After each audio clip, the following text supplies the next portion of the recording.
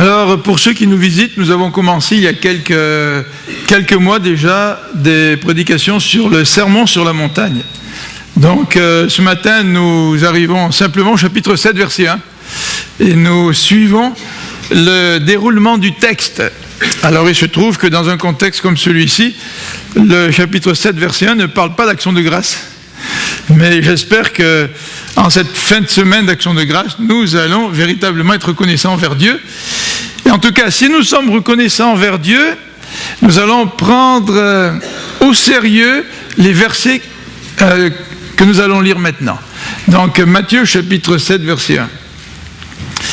Ne jugez point afin que vous ne soyez point jugés, car on vous jugera du jugement dont vous jugez. Et l'on vous mesurera avec la mesure dont vous mesurez. Pourquoi vois-tu la paille qui est dans l'œil de ton frère et n'aperçois-tu pas la poutre qui est dans ton œil? Ou comment peux-tu dire à ton frère, laisse-moi ôter une paille de ton œil, toi qui as une poutre dans le tien?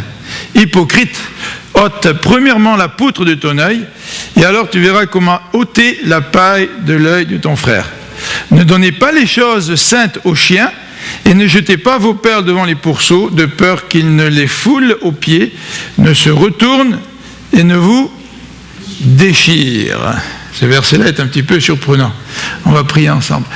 Seigneur, merci pour ta parole, merci parce que tu veux nous parler par ta parole. Robert a dit tout à l'heure que lorsque tu nous donnes des commandements, tu nous donnes la capacité de les mettre en pratique. Notamment, tu nous donnes ta parole, tu nous donnes ton esprit, tu nous donnes ta force. Jésus-Christ vit en nous. Et Seigneur, nous ne voulons pas essayer de mettre en pratique tes commandements par nos propres forces, ça serait un échec. Mais Seigneur, ce que nous voulons, c'est vivre toujours plus près de toi, pour recevoir de toi ta force, pour recevoir ta direction, afin que nous soyons trouvés fidèles, des fidèles serviteurs, des fidèles enfants du Dieu Tout-Puissant, du Dieu trois fois saint, du Dieu Créateur, du Seigneur de l'univers, du Roi des rois. Amen. Ne juge pas. Ne juge pas. Trois petits mots qui veulent dire beaucoup. Trois petits mots qui, s'ils ne sont pas mis en pratique, vont avoir d'énormes conséquences dans notre vie et dans la vie des gens qui nous entourent. J'aimerais commencer en vous donnant une citation et une illustration. Les deux sont tirés du commentaire de Kent Hughes sur le sermon sur la montagne. Et Kent Hughes lui-même cite Richard de Hahn. Je ne sais pas si certains d'entre vous connaissent Richard de Hahn. Il y a des petits livrets d'encouragement et de Radio Bible Class. Hein, et c'est lui qui a ce ministère-là. Et dans un livre qu'il a écrit, Les hommes envoyés de Dieu, il parle de la critique que les pasteurs reçoivent. Alors, je me suis dit, ça peut nous instruire. Je ne cite pas cela pour dire que ici les gens nous critiquent, les pasteurs, c'est pas du tout l'idée, mais c'est pour nous montrer un petit peu l'esprit de la critique. Alors, si le pasteur est jeune, les gens vont dire qu'il manque d'expérience. Si les cheveux du pasteur sont gris, il n'a pas dit blanc, vous voyez, alors donc je ne suis pas dedans. Si les cheveux du pasteur sont gris, on dit qu'il est trop vieux pour le ministère des jeunes et comprendre des jeunes. S'il a 5 ou 6 enfants, on dit qu'il est irresponsable dans une société comme la nôtre. Et puis s'il n'a pas d'enfants, on dit qu'il montre un mauvais exemple. Il devrait en avoir tout de même. Tu sais. S'il utilise beaucoup d'illustrations dans ses prédications, on dit qu'il néglige la Bible. Et puis s'il n'utilise pas assez d'illustrations, eh bien on se plaint parce qu'il n'est pas pertinent. Alors, vous voyez un petit peu l'état d'esprit dans lequel nous pouvons nous trouver. S'il conduit une vieille voiture, bien la congrégation a honte de voir que son pasteur a une vieille voiture qui est toute rouillée. Et si le pasteur conduit une voiture toute neuve, eh bien on dit que son cœur s'attache au bien de la terre.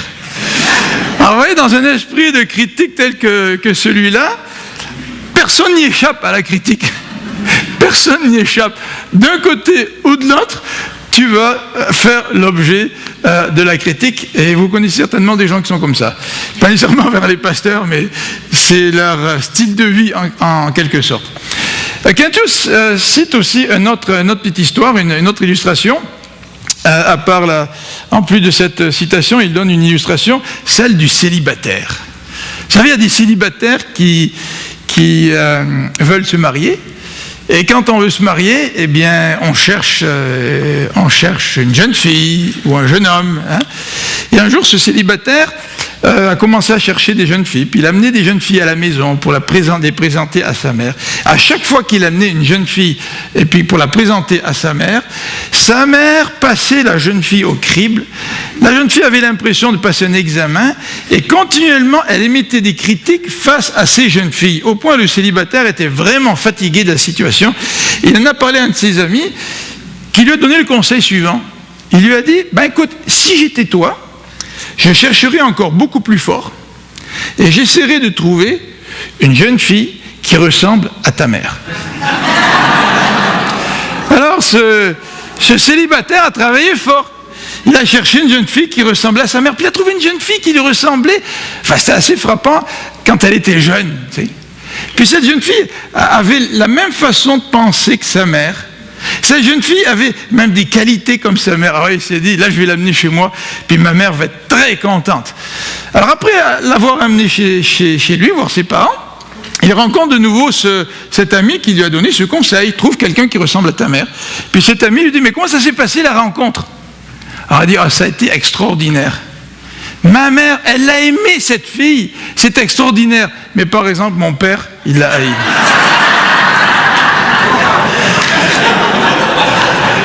Pauvre célibataire. Je pense qu'il va rester célibataire le reste de sa vie.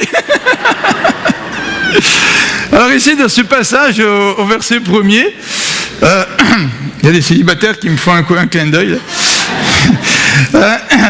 Dans ce passage, au verset 1er et au verset 2, Jésus, d'emblée, sans aucune introduction préalable, nous dit « Ne jugez point ». Donc c'est un commandement. Et j'aimerais regarder avec vous ce commandement, et ensuite ce que j'aimerais faire, c'est regarder l'image que Jésus emploie pour nous encourager à ne pas juger. Et on va diviser notre présentation en deux parties. D'abord, on va regarder le commandement des versets 1 et 2. Vous savez que souvent, à la lecture de ce commandement, ne jugez point, afin de ne pas être jugé, bien des gens ont une mauvaise interprétation. La critique, ça fait partie de la vie. Hein. On l'a dit tout à l'heure, que ta voiture soit vieille ou ta voiture soit belle, de toute façon, tu vas être critiqué. Et si tu as des ministères publics ou si tu as des responsabilités publiques, tu vas être l'objet de la critique, veut pas. Et parfois, la critique, bien souvent, la critique, ça fait mal. Et parfois, on ne sait pas trop comment réagir à la critique et au jugement. Mais c'est vrai que la critique, le jugement, fait partie de la vie. Alors, certaines personnes, en lisant ce passage, pensent que nous ne devons jamais critiquer. Nous ne devons jamais critiquer. Donc, quel que soit le comportement des gens, quelles que soient les erreurs des gens, surtout ne critique pas. Jésus vient de dire qu'il ne faut pas juger. Vous savez qu'aujourd'hui, dans un monde individualiste, eh bien, ça sonne un peu mal de dire tes opinions et de critiquer. Et lorsque vous entendez des gens qui sont interviewés à la radio, les gens vont prendre des gants. « Ah, c'est pas que je critique, mais tu sais, peut-être que... » Puis finalement, on essaie de dire notre opinion en évitant le plus possible de critiquer ceux qui ont une opinion différente que la nôtre. Dans ce passage aussi, il y a une autre mauvaise interprétation que l'on pourrait adopter. C'est la suivante, c'est que si je ne critique pas, je ne serai jamais jugé. Ça, c'est bon, ça. Ça n'aime pas l'idée du jugement. Donc, si je ne critique pas, je ne serai jamais jugé. Alors ça, ce sont deux opinions fausses à la lumière du contexte dans lequel ce verset se trouve. Alors, on va d'abord répondre à la première, et on regardera la deuxième, là, qui consiste à dire on ne sera jamais jugé si on ne critique pas. On le regardera au fur et à mesure qu'on avance. Alors donc, nous venons de voir cette mauvaise interprétation, et l'objection ou les objections que nous pouvons amener sont les suivantes. La première objection, c'est le contexte immédiat, le verset 6. Qu'est-ce que nous dit le verset 6? Le verset 6 nous dit « Ne donnez pas les choses saintes aux chiens et ne jetez pas vos perles devant les pourceaux. » Si tu n'es pas capable de faire la différence entre les chiens et les pourceaux, et puis les gens qui sont dignes de recevoir les perles et les choses saintes, alors tu es mal pris. Jésus est en train de nous dire, tu dois être capable de faire la différence. Autrement, ça ne sert à rien que Jésus nous dise, ne donne pas des choses saintes aux chiens et aux pourceaux. Le verset 15 et 16 les versets 15 et 16 nous disent, gardez-vous des faux prophètes. Ils viennent à vous en vêtements de brebis, mais au-dedans, ce sont des loups ravisseurs. Vous les reconnaîtrez à leurs fruits. Cueille-t-on des raisins sur des épines ou des figues sur des chardons? Donc Jésus nous encourage à discerner. Parce que juger, c'est quand même discerner, c'est diviser les choses, pouvoir évaluer qui est un faux prophète. Et là, Jésus parle d'un discernement particulier, parce que les faux prophètes viennent revêtus d'un habit de brebis. Donc il faut voir au-delà de l'habit pour pouvoir discerner le faux prophète. Donc le contexte immédiat ne nous interdit pas de discerner, puis de faire une critique constructive. Dans 1 Jean, je vous invite à regarder dans 1 Jean, l'apôtre Jean, qui est connu comme étant l'apôtre de l'amour. Vous savez, l'amour est tellement important qu'il ne faut pas juger, il faut laisser faire, il ne faut rien dire, il ne faut surtout pas contredire les gens. Et pourtant, cet apôtre-là, au chapitre 4, verset 1, nous dit ceci, « Bien-aimés, n'ajoutez pas foi à tout esprit, mais éprouvez les esprits pour savoir s'ils sont de Dieu, car plusieurs faux prophètes sont venus dans le monde. Là encore, je ne peux pas simplement vivre et laisser vivre. » Mais regardons encore sous la plume du même auteur, mais cette fois-ci dans l'Évangile, au chapitre 7. Jean, au chapitre 7, Jésus nous parle, au verset 24, en disant ceci. Et là, il n'emploie pas le terme discerner. Dans nos traductions, ne jugez pas selon l'apparence, mais qu'est-ce que le verset dit? Jugez selon la justice. Alors, vous voyez, de lire ce passage dans Matthieu, au chapitre 7, ne jugez point afin de ne pas être jugé, et d'arriver à la conclusion qu'on ne doit jamais juger, c'est certainement pas ce que Jésus veut dire. Alors regardons un petit peu la description d'une personne qui juge, puisque Jésus nous dit ne jugez pas. C'est peut-être intéressant de regarder la description de la personne qui juge. La personne qui juge, eh bien, elle ressemble un peu, on prend encore les pasteurs comme exemple ce matin, un peu à ce pasteur bricoleur. Tu sais, qui est en train, avec son marteau et son clou, de travailler dans sa maison.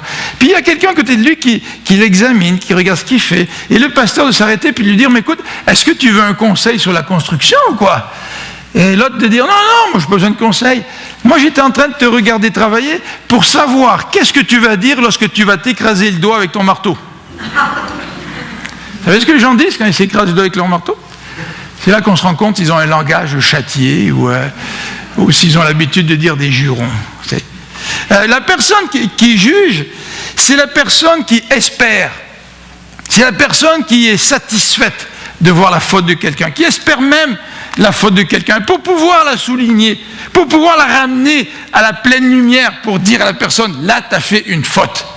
La personne qui juge, c'est la personne qui, contrairement à 1 Corinthiens 13, qui nous dit que l'amour ne soupçonne pas le mal, elle soupçonne le mal. Vous savez, vous entendez des nouvelles de quelqu'un et tout de suite, vous avez un esprit de jugement, vous interprétez la nouvelle et vous anticipez les choses, vous interprétez les choses au point où vous espérez peut-être même parfois l'erreur ou la faute. Romains 14, l'apôtre Paul nous parle du jugement. Et dans l'original du chapitre 14, verset 1er, l'original est encore beaucoup plus fort que dans la version que j'ai devant moi. L'original nous parle du jugement des opinions. Regardez, chapitre 14, Paul va nous parler de recevoir les plus faibles et de ne pas juger les gens sur leur opinion, en particulier sur des opinions secondaires. Regardez ce que dit chapitre 14, verset 1. « Accueillez celui qui est faible dans la foi, et ne discutez pas les opinions, pour ne pas émettre un jugement d'opinion. » C'est ça que Paul est en train de dire ici. Accueille-les sans émettre des jugements d'opinion. Tel croit pouvoir manger de tout. Là, il parle de la question de nourriture. Tel autre qui est faible ne mange que des légumes. Ça, c'est peut-être vrai pour ceux qui sont granola par rapport aux autres. Que celui qui mange ne méprise point celui qui ne mange pas. Et que celui qui ne mange pas ne juge point celui qui mange, car Dieu l'a accueilli. Qui es-tu, toi, qui juges un serviteur d'autrui?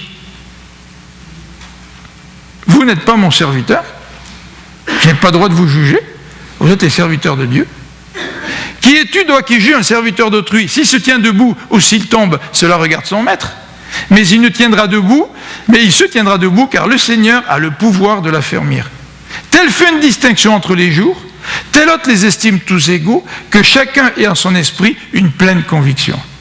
Alors si le sujet vous intéresse, lisez tout le chapitre 14 de l'Épître aux Romains. Vous voyez, Paul est en train d'adresser le problème de la critique sur le manger, le boire, les fêtes, etc. Et Paul est en train de dire, ne vous jugez pas les uns les autres. Dernier élément dans cette section, au verset 2 du chapitre 7 de Matthieu, Jésus, après avoir dit « Ne jugez pas afin que vous ne soyez pas jugés », Jésus dit « Car on vous jugera du jugement dont vous jugez, et l'on vous mesurera avec la mesure dont vous mesurez. » Jésus est en train de donner un avertissement. Jésus est en train de donner un avertissement comparable à celui que l'on retrouve dans Romains au chapitre 2. Vous vous rappelez, dans Romains, Paul est en train de dire que tous ont péché et sont privés de la gloire de Dieu. Les païens et les juifs. Ceux qui n'ont pas la loi, ceux qui ont la loi. Ceux qui ne sont pas circoncis, ceux qui sont circoncis, sont tous pécheurs. Et au chapitre 2, Paul va s'adresser particulièrement aux Juifs, et il leur dit à ces Juifs-là, « Pourquoi tu juges les autres alors que toi tu fais de même ?» Paul est extrêmement clair dans ce passage-là. Dans Jacques au chapitre 3 nous parle de ceux qui désirent enseigner. Vous savez qu'il y a des gens qui aimeraient beaucoup enseigner. Il y a peut-être un certain prestige associé à l'enseignement. C'est sûr que bien souvent on ne voit pas le coût qui est derrière. Et Jacques dit au chapitre 3, « Mes frères, qu'il n'y ait pas parmi vous un grand nombre de personnes qui se mettent à enseigner, car vous savez que nous serons jugés plus sévèrement. » Là encore l'idée du jugement. Donc toi qui prétends connaître la parole de Dieu et qui juge les autres, tu vas être jugé de la même manière. Et c'est la raison pour laquelle Jacques nous dit qu'il n'y a pas beaucoup de gens qui enseignent. Les gens qui enseignent doivent donner un exemple. Ils vont être jugés beaucoup plus sévèrement, nous dit donc l'apôtre Jacques. Troisième élément, dans 2 Corinthiens chapitre 5, Jésus est en train de nous parler du tribunal de Christ. Et on l'a regardé il y a 1 ou 2 mercredis, et c'est sûr que quand on lit ce passage, on a certaines réactions. Tu sais. Comment ça se fait? Moi je suis chrétien, j'appartiens à Dieu, je ne vais pas être jugé. Mais Paul ici parle à des chrétiens au chapitre 5 de 2 Corinthiens. Et il dit ceci, « Car il nous faut tous comparaître devant le tribunal de Christ, afin que chacun reçoive selon le bien ou le mal qu'il aura fait étant dans son corps. » Il y a une différence entre comparaître devant le tribunal de Christ pour que nos œuvres soient évaluées par Christ, et une différence comparaître devant le tribunal de Christ pour être condamné par Dieu, parce qu'on ne l'aura pas accepté. Il y a une différence. Et souvent, en tant que chrétiens, nous gommons une partie de cet élément-là. Nous pensons, parce que nous sommes chrétiens, que Dieu ne nous évaluera pas, qu'il ne nous jugera pas, qu'il ne jugera pas nos œuvres. Dieu ne va pas nous juger devant le tribunal de Christ pour nous condamner à la perdition éternelle. Non, le Seigneur va nous juger pour évaluer nos œuvres. Donc ici, Jésus, dans le Sermon sur la montagne, lance un avertissement.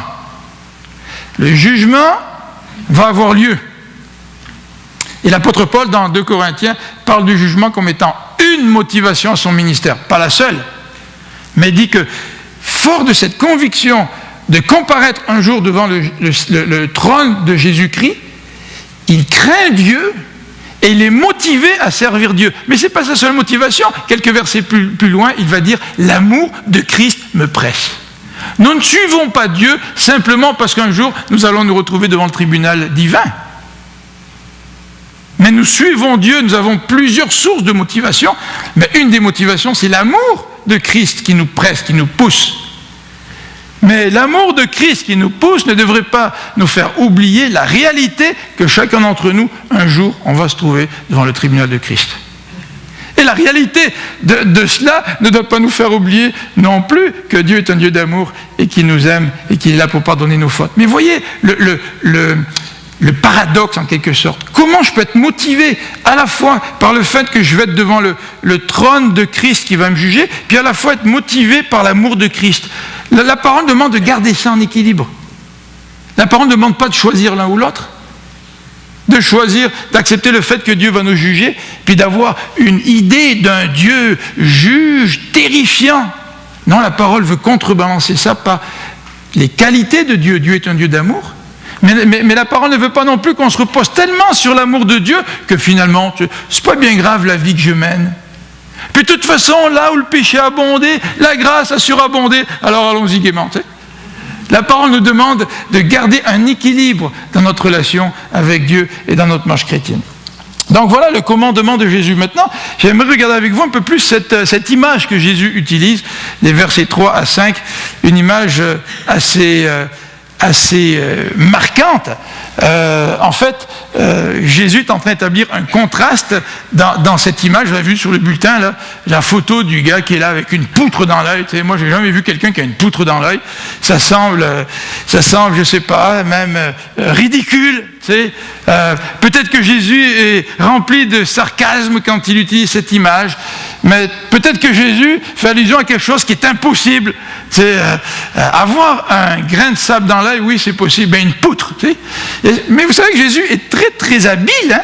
Il utilise des images qui vont marquer l'esprit des gens pour faire passer une leçon spirituelle. En tout cas, l'Ancien Testament nous présente une image de quelqu'un, ou le récit de quelqu'un qui avait une poutre dans l'œil, au sens figuré, bien sûr. Vous vous rappelez lorsque Nathan est allé voir David, après que David ait commis l'adultère, le meurtre, et qu'il a caché son meurtre, il a fait comme si rien ne s'était passé. Nathan va le voir, lui raconte une petite parabole, il lui dit, écoute, il y avait un homme pauvre qui avait une brebis. Puis sa brebis, il l'a considérée comme son animal de compagnie. Tu sais, un Marie-France, là, un animal de compagnie. Et puis, ma femme, elle aime bien ma femme, sa petite loulou. Puis si elle avait l'occasion de parler, elle dirait, mais toi aussi tu l'aimes bien. Alors c'était son animal de compagnie. Puis vous savez, la petite brebis vivait avec cet homme-là dans sa maison, pouvait même lui tenir chaud par les nuits bien froides. Tu sais. Puis voilà qu'un homme riche reçoit la visite de quelqu'un, puis décide de faire un bon michoui. Tu sais. Puis lui, l'homme riche, il a plein de troupeaux, mais décide d'aller prendre la brebis de celui qui est pauvre. Et là, David est outré. David dit, cet homme-là mérite la mort, puis il faut qu'il repaye 4 fois ce qu'il a volé à l'autre. Et Nathan lui répond simplement cette chose, tu es cet homme-là. Ça devait être percutant. La réponse de Nathan devait être percutante. Mais pourquoi David ne s'est pas perçu de cela? Parce qu'il avait une poutre dans son œil. Et pourtant, la parole de Dieu nous présente David comme étant le roi selon le cœur de Dieu. Et quand on regarde cette expression, qui d'entre nous qui n'aime pas le Seigneur aimerait que Dieu parle de nous en ces termes-là? Philippe, il a un cœur selon le cœur de Dieu. Vous pourrez mettre votre prénom à la place. Et David était un roi qui a laissé sa marque comme étant un roi fidèle envers son Dieu. Mais pourtant, il avait une poutre dans son œil. Se pourrait-il que certains d'entre nous, nous avons une poutre dans notre œil aujourd'hui, puis que nous sommes rentrés à l'église sans nous en apercevoir, aussi ridicule que ça puisse paraître, aussi impossible que cela puisse paraître dans un sens littéral. Se pourrait-il que nous ayons une poutre dans notre œil? Cette situation est un peu aberrante. Quand on écoute les paroles de Jésus, on peut arriver à cette conclusion en disant mais c'est aberrant. En fait, Jésus pose 2 questions pour secouer son auditoire. Et la première question se trouve au verset 3. Pourquoi? Vous savez, Dieu, quand il intervient souvent, au lieu de simplement nous parler, nous pose des questions. Qui a dit que tu étais nu? Dit Dieu à Adam. Et Dieu veut nous interpeller pour que nous puissions prendre conscience de ce que nous vivons afin de régler ça devant lui. Et Jésus va poser une autre question au verset 4 où comment peux-tu dire? Il y a une aberration dans ton attitude. Il y a une aberration dans tes paroles. Comment peux-tu dire à ton frère, laisse-moi ôter le grain de sable, pour traduire, qui est dans ton œil, alors que toi tu as une poutre dans le tien. Il y a un renversement de valeur ici. Un renversement de valeur. C'est triste parfois, parce qu'en tant que chrétien, nous renversons les choses. Tu ne peux pas aider quelqu'un qui a un grain de sable dans son œil si toi tu as une poutre. Et le plus grave, c'est que lorsque nous avons une poutre dans notre œil, bien souvent nous sommes aveugles et nous ne voyons même pas la poutre, mais nous voyons le grain de sable dans l'œil de notre frère. C'est aberrant. C'est pratiquement impossible. Et pourtant, c'est la réalité. Vous vous rappelez ce renversement des valeurs, on en a parlé ce matin, du serviteur impitoyable. Ce serviteur qui vient voir le maître, qui lui dit « Écoute, je vais te rembourser la dette, je vais te la rembourser », tout en sachant qu'il ne pourra jamais. Il doit des millions et des millions de dollars, il n'a même pas les revenus pour rembourser la dette. Et le maître, ému de compassion, lui remet complètement la dette, c'est-à-dire qu'il prend l'ardoise où il y a marqué le montant et il l'efface et il lui rend l'ardoise vide. Plus de dette. Vous avez déjà eu des dettes ? Avez-vous déjà été accablé par des dettes ? Ça touche le moral parfois quand on est accablé par les dettes. Eh bien, le Seigneur parle de cette grâce extraordinaire. Cet homme-là a vu sa dette immense effacée. Cet homme-là se retrouve dehors. Il rencontre un ami qui lui doit 3 mois de salaire. Il est impitoyable. Il le prend et le fait mettre en prison jusqu'à ce qu'il ait tout payé. Et généralement, les prisons à l'époque, là, tu ne gagnais pas suffisamment d'argent pour payer rapidement tes dettes. Le renversement des valeurs. Dans cette illustration de Jésus, nous retrouvons aussi de la démesure. Les paroles de Jésus sont démesurées. Mais les paroles de Jésus, dans leur démesure, soulignent la perception de l'autre et de soi. Moi, je suis prêt à voir le grain de sable qui est dans l'œil de mon voisin, alors que je ne suis même pas capable d'avoir une juste perception de moi-même. Et moi, je veux aider celui qui a un grain de sable dans son œil, alors que moi, je ne suis même pas capable de régler mon propre problème. La poussière dans l'œil de quelqu'un, c'est invisible. Même si ça dérange beaucoup, par exemple. Une petite poussière là dans l'œil, ça fatigue, hein, ça fatigue. Ça devient sensible. L'œil devient sensible. Même on peut pleurer. Tu sais. En fait, on ne la voit pas, le grain de sable. On voit les conséquences. Là. Mais la poutre, elle devrait être visible, une poutre. Vous savez ce que c'est qu'une poutre, là, qu'on utilise pour construire des maisons, là? Les poutres, ce n'est pas un petit morceau de bois, c'est une poutre. Tu sais. Une poutre, c'est visible. Mais pourtant, dit Jésus, tu juges et tu ne vois même pas la poutre qui est dans ton œil. Quelle démesure. Quelle démesure lorsque, par sévérité, nous mettons l'accent sur la poussière qui se trouve dans l'œil de notre voisin, alors que nous sommes incapables de voir la poutre qui est dans notre œil. Quelle dureté de cœur. Quelle sévérité. Quel aveuglement. Vous vous rappelez ce que dit Paul dans l'Épître aux Galates ? Il parle de la situation dans laquelle quelqu'un veut aller reprendre son frère. Et Paul nous dit ceci, lorsque tu vas reprendre ton frère, fais attention. Frère, si un homme vient à être surpris en faute, vous qui êtes spirituels, redressez-le avec un esprit de douceur. Prends garde à toi-même, de peur que toi aussi tu ne sois tenté. Vous savez, il y a un danger quand je veux reprendre quelqu'un. Et Paul nous met en garde de ce danger. En tous les cas, dans les paroles de Jésus, le danger est que toi, tu es la poutre en plein front et tu ne le vois même pas, dit Jésus. Jésus, dans cette image, nous présente tout de même une solution. Ça, j'aime les solutions de Jésus. Si Jésus voulait simplement condamner et s'arrêter là, il nous laisserait dans le désespoir. Mais Jésus présente une solution et au verset 5, Jésus nous dit « hypocrite ». J'avoue que si Jésus venait ici et qu'il s'adressait à nous, peut-être que Jésus n'irait pas toujours avec le dos de la cuillère. Jésus ici n'est pas en train de dire « peut-être qu'il faudrait que tu penses à… » Hypocrite, dit Jésus. Réaliser son hypocrisie, c'est le début du changement. Et Jésus dit dans ce verset 5, « ôte premièrement la poutre de ton œil. » C'est-à-dire, toi-même remporte la victoire sur ce problème. Ce problème est plus gros que tu penses. Évalue le problème à sa juste valeur. et remporte la victoire sur ce problème. Débarrasse-toi de ta poutre et tu pourras par la suite aider ton frère à se débarrasser de ce petit grain de sable et à obtenir une petite victoire. Vous savez que si j'ai une poutre dans mon œil et que par sa grâce, Dieu me permet de me libérer de cette poutre, dans quel état d'esprit vais-je me présenter pour aider celui qui a un grain de sable? Dans quel état d'esprit? En tout cas, pas dans un état d'esprit de jugement. Puisque moi-même, j'ai été blessé profondément par cette poutre. Moi-même, j'ai lutté pour essayer de me débarrasser de ce gros problème qui était le mien. Eh bien, combien plus forte raison maintenant que j'ai saisi la grâce de Dieu, que j'ai connu la victoire de Dieu dans ma vie, à combien plus forte raison maintenant je vais aller avec tact, avec douceur, avec amour, avec sensibilité, pour aider celui qui a une poussière dans l'œil, pour l'aider à s'en débarrasser. Quel changement d'attitude! En conclusion, j'aimerais vous parler des conséquences.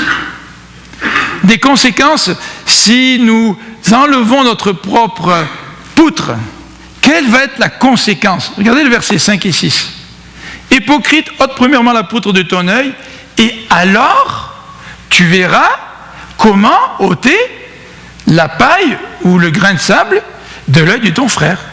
C'est-à-dire que la première conséquence, si je me débarrasse de ma poutre, c'est que je vais pouvoir aider mon frère à enlever son grain de sable. Je vais pouvoir véritablement l'aider. Si je ne vois pas ma poutre, je ne l'aiderai pas. Je vais le juger, je vais le condamner. Je n'aurai pas cette sensibilité pour agir envers lui. Je serai capable d'aider mon frère. Alors ça nous permet de faire un lien avec le verset qui suit, ne donnez pas les choses saintes aux chiens et ne jetez pas vos perles devant les pourceaux. On se dit, mais qu'est-ce que ça vient faire là dans le texte? Est-ce que Jésus est en train de passer du coq à l'âne ou est-ce qu'il y a un lien entre les deux? Vous savez, lorsque nous nous débarrassons de notre poutre, c'est un peu comme si nous comprenons certaines choses au niveau spirituel, nous pouvons acquérir une nouvelle compréhension de la grâce de Dieu, de la puissance de Dieu dans notre vie. Il nous délivre de la poutre. En quelque sorte, nous avons maintenant des perles et nous avons maintenant des choses saintes que nous pouvons présenter à celui qui est dans le besoin ou à celui qui a un problème, à celui qui a un grain de sable dans l'œil. Mais pourtant, Jésus nous dit ici, lorsque tu veux aider ton frère, il y a un danger. C'est que lorsque tu veux aider ton frère, c'est un petit peu comme les proverbes le disent. Les proverbes disent, reprends l'insensé, si tu écoutes, tu l'as gagné. Et dans d'autres cas, les proverbes nous disent, ne reprends pas l'insensé, il ne veut même pas t'écouter. Alors quand on lit les proverbes, nous posons la question suivante, est-ce que l'auteur des proverbes se contredit? Non, il ne se contredit pas.